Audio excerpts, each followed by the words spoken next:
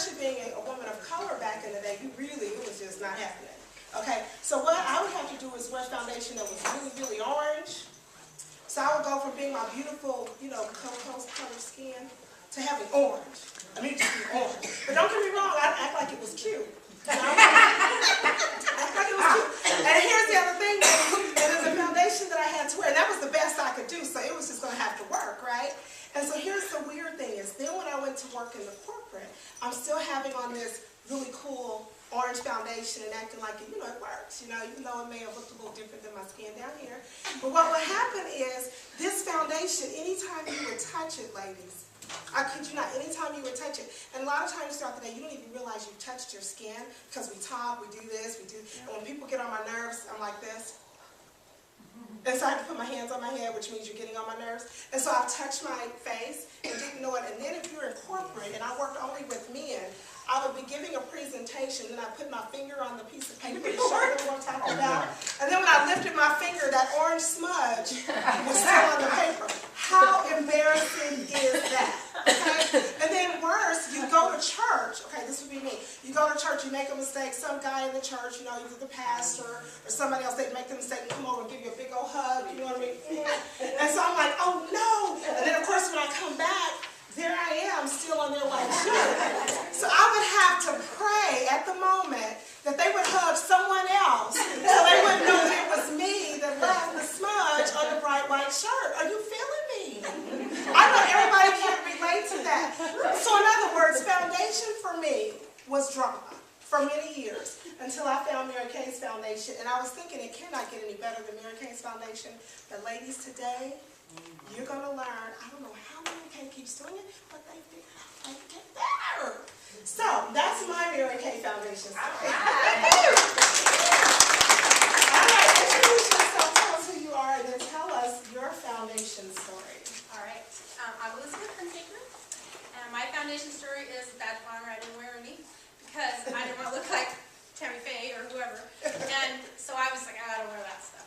And when my sister was doing my facial, she said, I don't care if you don't wear it, this is part of the facial, put it on. It's not a tattoo, you can wash it off if you don't like it. I was like, okay.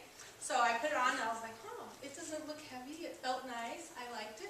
And so I was like, well, maybe I could start wearing that. But then the next problem was, I didn't know what color. She lived in Tucson, she said, that's your color. And I went home and I wasn't sure if it was my color or not. Maybe it was, maybe it wasn't, I don't know, because she gave me ivory something. And I have a lot of freckles. You should know. But anyway, then months later, I still wasn't sure it was my right color, but I still wore it because my sister said that was my color. And so a few months later, come along in the spring, that was like in July or so, and then in the spring, after I had joined Mary Kay, I was in DIQ and I was having a meltdown. And I called Pat, or no, I think she called me. She just knew. And then she goes, how does this hurt? I'm fine. She's like, what's the matter? She's like, okay, go sit down. I'm like, okay. She goes, what are you doing today? I'm like, oh, I'm trying this. She goes, you're not doing anything today. I mean, she was just telling me, don't do anything today. And I go, I have to finish my stuff. And she said, no, today until 5 o'clock. You're not doing anything. Remember? And I said, what am I going to do? She goes, go in your bathroom and pamper yourself. Give yourself a facial. Do the mask and the whole thing. And I want you to try on every single shade of foundation that's in every one of your testers. And I had all the colors. Every color. From the lightest to the darkest. And I was like, every color, but I'm not going to. She goes, try every single color. Strike your whole face. Just have fun. I was like, that's so weird. I was like, okay, I'll do it. If until how you do it, you're going to do it. So and then I felt really good because I was like, I have permission to do nothing today. Yes, but until 5 o'clock, and then I had to get out the door. And so that's what I did. I covered myself with a mask. I did everything. No one bothered me. I was the queen in here. Everyone was at school anyway. But and I put every color on my face. Striped every color. And guess what? I found I wasn't the color that I had been wearing. And I'm grateful for that. So I even tried all the bronzes and everything just to see. And you know what color I ended up being? Beige 404. And what were you using before? Ivory 104. And so, because, I have freckles, you got to kind of match the freckles rather than what's under the freckles. So anyway, that's my story. And so then I wore beige 404 until we got the mineral powders. then today I striped test myself again. And I picked a different color than what I thought that I was. I think it's time for a change. You like this color? Yeah, definitely. I think I'm lighter because the Even Complexion Essence got rid of all my freckles, so I think beige 404 is out the door.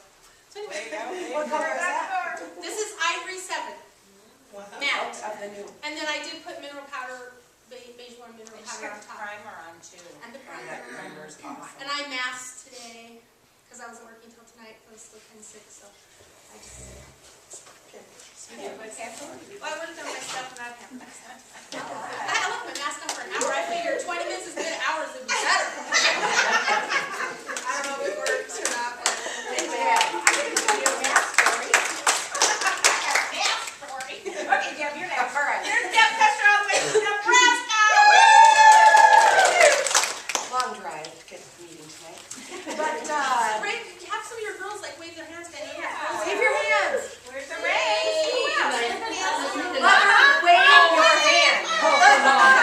And Teresa Wedgeworth, the queen of, corporate selling, and Tracy Lopez are all in her group. And Patricia Vince-Miller.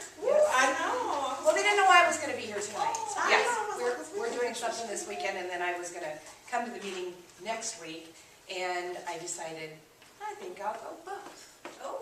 Because these fine ladies just always receive me with open arms, and so do all of you, and I appreciate that. And you receive my unit too. I do appreciate all of you for everything you do. And my foundation story. Well, I was the perpetual tomboy. When I started wearing makeup, I actually lived with my dad. And unfortunately, Dad couldn't teach me how to do it. You know, he always said I looked fine.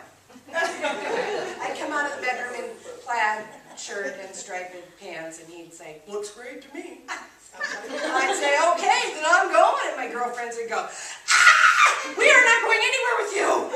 And they'd dress me, and then we would go out for the evening. And when I started wearing makeup, it wasn't too far from that. And I was the moon face. I didn't know where it was supposed to start and where it was supposed to end. So I thought, as long as it was like in the center of my face, it should look pretty good. Then I start dating a person called Todd Custer. And I don't know if any of you are aware of former, she's a retired national sales director, Gloria Ann Custer. Happened to be her son. And every time we would go on a date, he'd go, "Oh."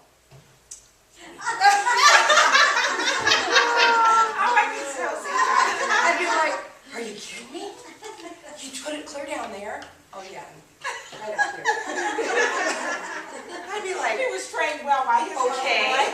how do you know that?" "Oh, my mom sells some stuff, and I always watch her do it." "Yeah, you need to pull it back just a little bit and right down here and stuff." So actually, it was and I went on to marry him, and he was actually the man that, introduced me to and allowed me the ability to wear foundation without looking like a fool.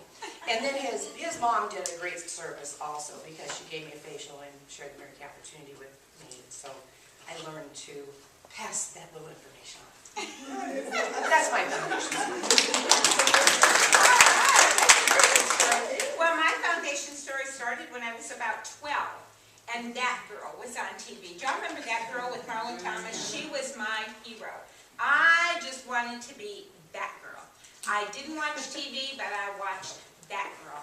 I could tell you every single little thing about her, and I knew all about her pancake makeup.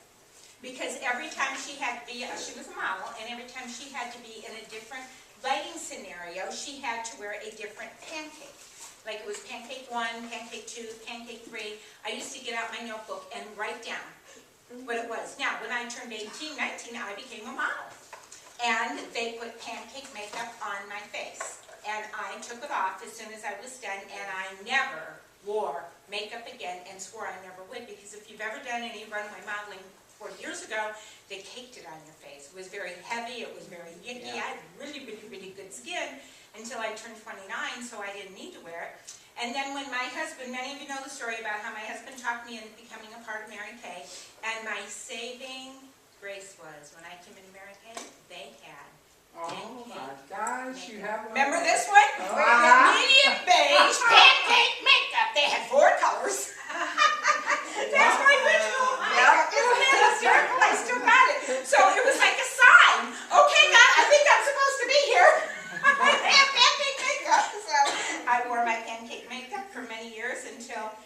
out with another one, and I saved this one. I don't know why I saved it. I went in my little Mary Kay thing today to see if I thought I had a yellow or something, and this was there. I went, wow. I still have that. So there you go. It is an antique. It is. Especially since she's been in 30 years. Yeah, it's 30 years old. And it still smells good. I know it.